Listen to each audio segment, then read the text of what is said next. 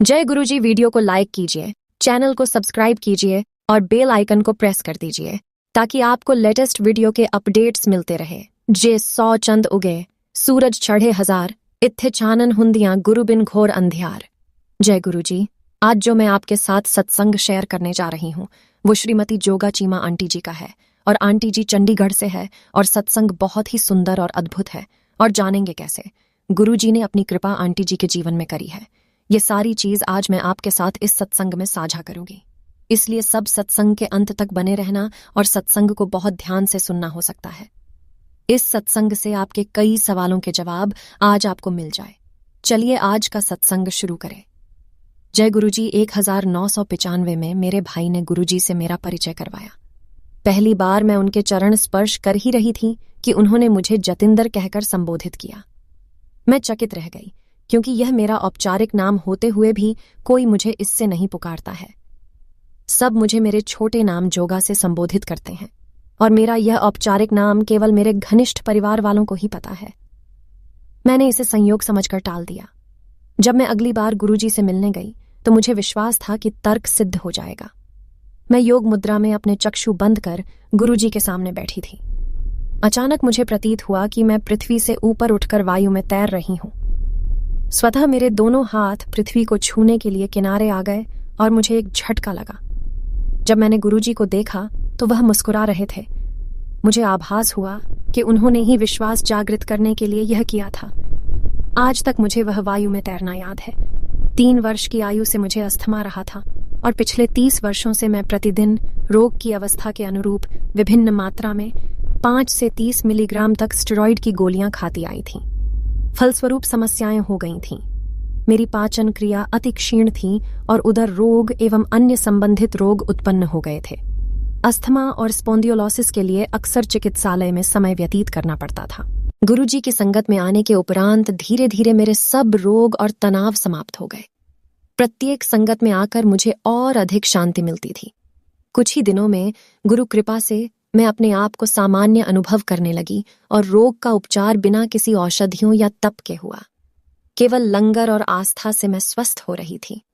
कुछ वर्ष पूर्व मेरे पति ने अपने अभिलेखन केंद्र के लिए कीमती स्विस मशीनें ली थीं। व्यवसाय में अड़चनें थीं और मशीनों की अति आवश्यकता थी, पर व्यावसायिक ध्वनि केंद्र के लिए उन्हें आयात करने में बहुत अधिक और जटिल नियम थे। अतः कठिनाइयां मुंह पसारे खड़ी थीं। फिर अचानक ही उस विदेशी कंपनी से कोई सज्जन आए और उन्होंने मेरे पति से मिलकर थोड़े से वार्तालाप के बाद आयात करने में सहायता कर दी। हम उनको जानते नहीं थे। ऐसा लगा जैसे उन्हें हमारे पास भेजा गया हो। व्यवसाय में उत्पन्न कठिनाइयों को दूर करने के लिए हम गुरुजी के आभारी हैं। एक अवसर पर एक प्रसिद्ध पंजाबी गायिका गुरुजी की संगत में गाने के लिए आ रही थी। गुरुजी ने मेरे पति को उनका कार्यक्रम अभिलेखित करने को कहा। उस स्थल पर संगीतकार के यंत्र पहले ही लगे हुए थे। जब मेरे पति ने गुरुजी को इस बारे में बताया तो उन्होंने उन्हें संगत में बैठकर संध्या का आनंद लेने को कहा। 3 घंटे का कार्यक्रम होने के पश्चात गुरुजी ने अभिलेखित किए हुए गाने बजाने को कहा, पर कोई ध्वनि नहीं आई। आधे घंटे तक यंत्रों से उलझने के बाद ध्वनि यंत्रविद ने बताया कि कोई गाना अभिलेखित नहीं हुआ था। गुरुजी ने मुस्कुराकर मेरे पति की ओर देखा और कहा कि गायिका के अगले कार्यक्रम में वह अभिलेखन का कार्य संभालेंगे। गुरु कृपा से संगीत का वह टेप जो मेरे पति ने अभिलेखित किया था प्रत्येक संगत में बजाया जाता है।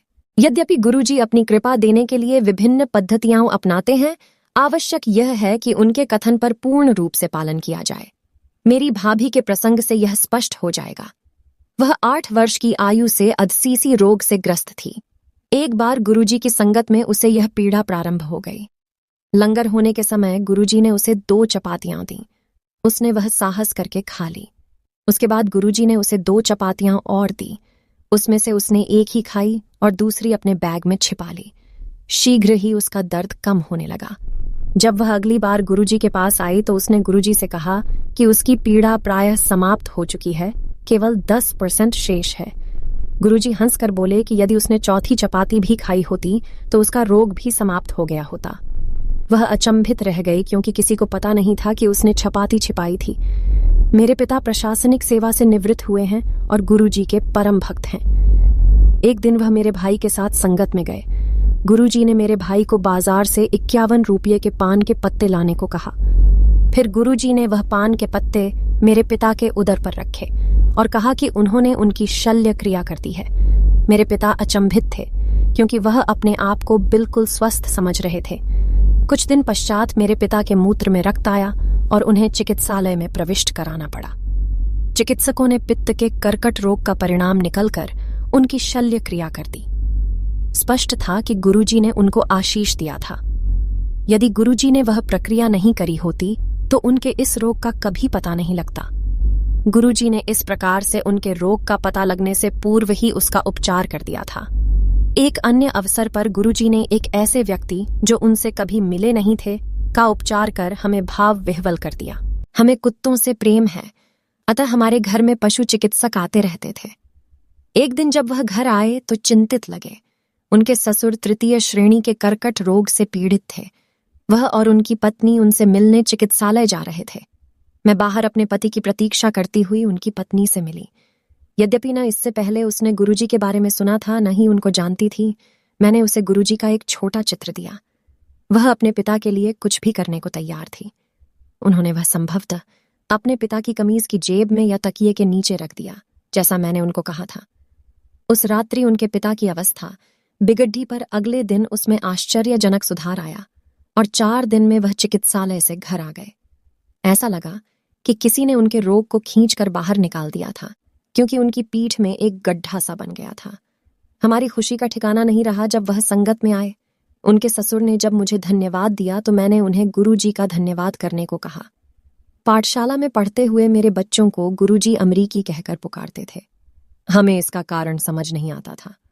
बच्चों के मन में विदेश जाने की न तो कोई रुचि थी, न ही कोई योजना, परंतु वह तो भविष्य देखते हैं।